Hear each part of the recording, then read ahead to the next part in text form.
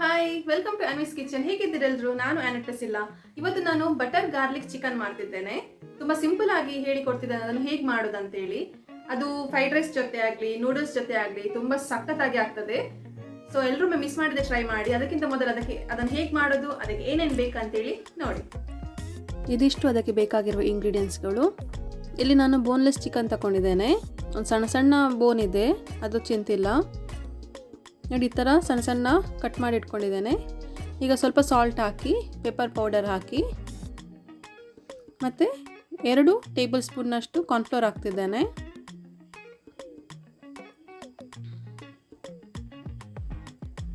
ಮತ್ತು 1 tea ಸ್ಪೂನ್ನಷ್ಟು soya sauce ಹಾಕಿ ಚೆನ್ನಾಗಿ mix ಮಾಡಬೇಕು. ತುಂಬ ಸಿಂಪಲ್ ಆಗಿ ಉಂಟು ಇದು ರೆಸಿಪಿ, ಯಾರಿಗೆ ಬೇಕಾದರೂ ಸಹ ಮಾಡ್ಬೋದು. ಇದು ಚೆನ್ನಾಗಿ ಮಿಕ್ಸ್ ಮಾಡಿ ಇದು ನಾನು ಮ್ಯಾರಿನೇಟ್ ಮಾಡಿ ಒಂದು 15 ಮಿನಿಟ್ಸ್ ನಾನು ಫ್ರಿಜ್ಜಲ್ಲಿ ಇಡ್ತೇನೆ. ಇದಕ್ಕೆ ಜಾಸ್ತಿ ಟೈಮೆಲ್ಲ ನೀವು ಫ್ರಿಜ್ಜಲ್ಲಿ ಇಡಬೇಕಂತಿಲ್ಲ. ಒಂದು ಈರುಳ್ಳಿ ಕ್ಯಾಪ್ಸಿಕಮ್ ಎಲ್ಲ ಕಟ್ ಮಾಡುವ ಟೈಮಲ್ಲಿ ನೀವು ಅಷ್ಟೊತ್ತು ಸ್ವಲ್ಪ ಹೊತ್ತು ಇಟ್ಟರೆ ಸಾಕು. 10-15 ಮಿನಿಟ್ಸ್ ಇದು ಫ್ರಿಜ್ಜಲ್ಲಿ ಇಟ್ಟರೆ ಸಾಕು. ಇದು ನಾನೀಗ ಫ್ರಿಜ್ಜಲ್ಲಿ ಇಡ್ತೇನೆ. ಈಗ ಒಂದು ಕಡಾಯಿ ಬಿಸಿಗೆ ಇಟ್ಟಿದ್ದೇನೆ. ಅದು ಬಿಸಿ ಆದಮೇಲೆ 2 ಟೇಬಲ್ ಸ್ಪೂನ್ನಷ್ಟು ಆಯಿಲ್ ಹಾಕಿ 3 ಟೇಬಲ್ ಸ್ಪೂನಷ್ಟು ಬಟರ್ ಹಾಕ್ತಿದ್ದೇನೆ. ಡೈರೆಕ್ಟ್ ಬಟರ್ ಹಾಕಿದೆ, ಅದು ಬಟರ್ ಬ್ಲ್ಯಾಕ್ ಆಗ್ತದೆ ಫ್ರೈ ಆಗುವಾಗ. ಅದಕ್ಕೋಸ್ಕರ ಆಯಿಲ್ ಹಾಕಿ ಬಟರ್ ಹಾಕಬೇಕು. ಇವಾಗ ಈ ಚಿಕನ್ ಎಲ್ಲ ನಾನು ಹಾಕಿ ಚೆನ್ನಾಗಿ ಮಿಕ್ಸ್ ಮಾಡಬೇಕು. ಎಲ್ಲ ಚಿಕನ್ ಇದರಲ್ಲೇ ಹಾಕಬೇಕು, ಒಂದೇ ಸಲ ಫ್ರೈ ಮಾಡಲಿಕ್ಕೆ.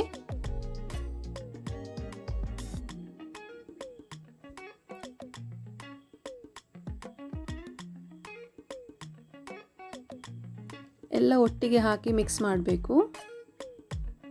ನಿಮಗೆ ಬೇಕು ಅಂತ ಅನಿಸಿದರೆ ಬಟರ್ ಇನ್ನೊಂದು ಸ್ವಲ್ಪ ಹಾಕ್ಬೋದು, ಆದರೆ ನಾನು ಮಾಡಿದಷ್ಟೇ ನೀವು ಮಾಡಿದರೆ ಪರ್ಫೆಕ್ಟಾಗಿ ಬರ್ತದೆ. ಚೆನ್ನಾಗಿ ಮಿಕ್ಸ್ ಮಾಡಿ. ತುಂಬ ಸಿಂಪಲ್ಲಾಗಿ ಉಂಟು ಇದು ರೆಸಿಪಿ, ತುಂಬ ಟೇಸ್ಟಿಯಾಗಿ ಬಂದಿದೆ. ಯಾರು ಬೇಕಾದರೂ ಮಾಡ್ಬೋದು ಇದನ್ನು, ಅಷ್ಟು ಈಸಿಯಾಗಿ ಉಂಟು.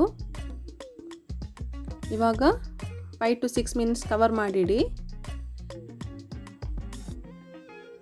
ಇನ್ನು ಹೀಗೇ ಮಿಕ್ಸ್ ಮಾಡ್ತಾಯಿರಿ. ಬೇಕಿದ್ರೆ ನೀವು ಇನ್ನೊಂದು 2-3 ಮಿನಿಟ್ಸ್ ಕವರ್ ಮಾಡಿಟ್ಟು ಪುನಃ ತೆಗೆದು ಪುನಃ ಮಿಕ್ಸ್ ಮಾಡೋದು, ಹಾಗೆ ಮಾಡ್ಬೋದು. ಇಲ್ಲದಿದ್ದರೆ ನಾನು ಮಾಡಿದ ಹಾಗೆ ಮಿಕ್ಸ್ ಮಾಡ್ತಾ ಇರ್ಬೋದು.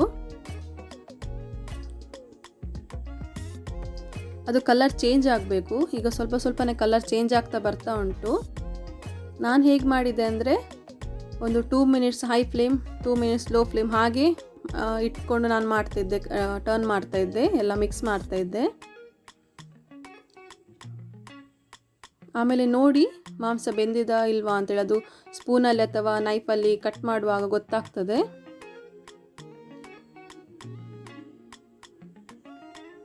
ಇವಾಗ ಕಲರ್ ಚೇಂಜ್ ಆಗ್ತಾ ಬರ್ತಾ ಉಂಟು, ಆಲ್ಮೋಸ್ಟ್ ಆಗಿದೆ.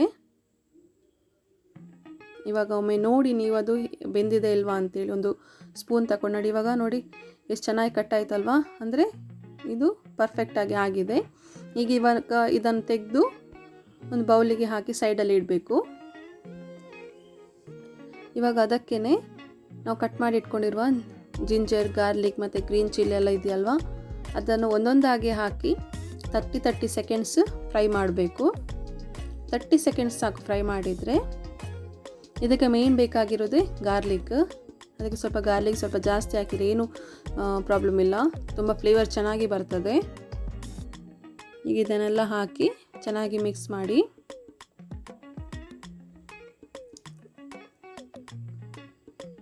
ಅದರ ಫ್ಲೇವರ್ ನಿಮಗೆ ಬರ್ತದೆ, ಆಗ ಗೊತ್ತಾಗ್ತದೆ ನಿಮಗೆ. ಇವಾಗ ಈರುಳ್ಳಿ ಹಾಕಿ ಕಟ್ ಮಾಡಿ ಇಟ್ಕೊಂಡಿರೋದು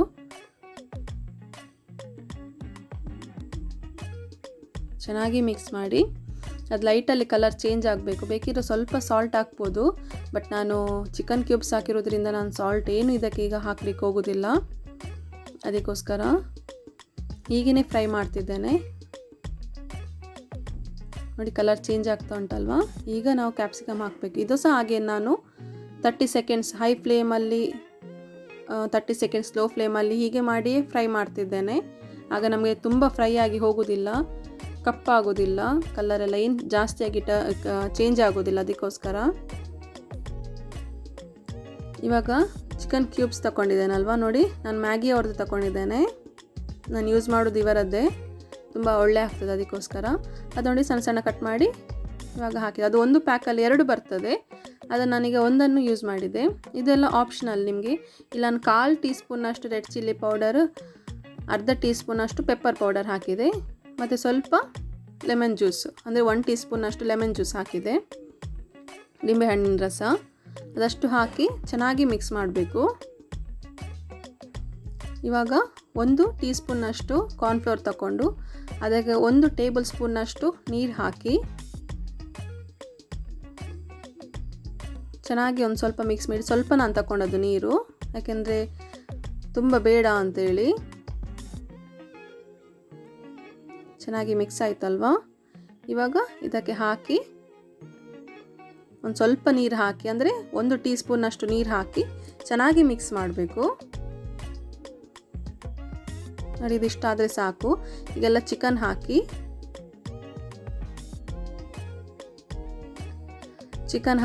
ಮಿಕ್ಸ್ ಮಾಡೋದು. ತುಂಬ ಸಿಂಪಲ್ಲಾಗಿ ಉಂಟು, ತುಂಬ ಇಷ್ಟಪಡ್ತಾರೆ ಇದನ್ನು ಹೀಗೆ ಮಾಡಿದರೆ. ಉಪ್ಪು ಹುಳಿ ಖಾರ ಎಲ್ಲ ಪರ್ಫೆಕ್ಟಾಗಿ ಬಂದಿದೆ. ಸ್ವಲ್ಪ ಇವಾಗ ಮೇಲಿಂದ ಬಟರ್ ಹಾಕಿ, ಅಂದರೆ ಸ್ವಲ್ಪ ತೆಗೆದಿಟ್ಟದಿತ್ತಲ್ವ ಅದನ್ನು ಹಾಕಿ ಬಿಟ್ಟರೆ ಆಯಿತು. ತುಂಬ ಸೂಪರಾಗಿ ಬಂದಿದೆ. ಇಷ್ಟೇ. ಮೇಲಿಂದ ಸ್ವಲ್ಪ ಕೊತ್ತಂಬರಿ ಸೊಪ್ಪು ಹಾಕಿದರೆ ನಮ್ಮ chicken garlic butter garlic chicken ಏನು ಬೇಕಾದರೂ ಕರಿಬೋದು, ರೆಡಿಯಾಗಿದೆ.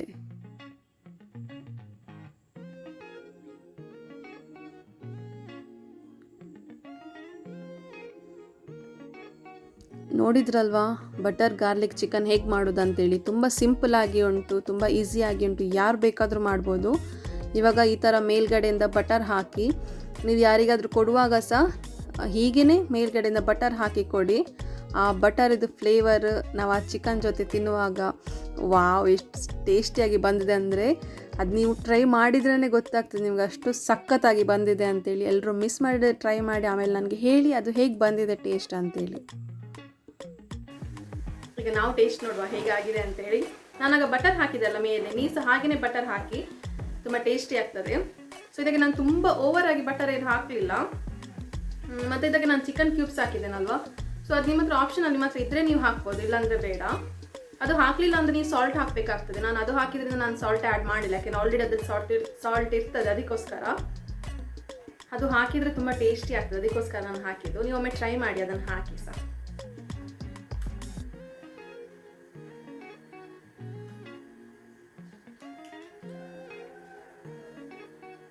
ತುಂಬ ಟೇಸ್ಟಿಯಾಗಿ ಬಂದಿದೆ.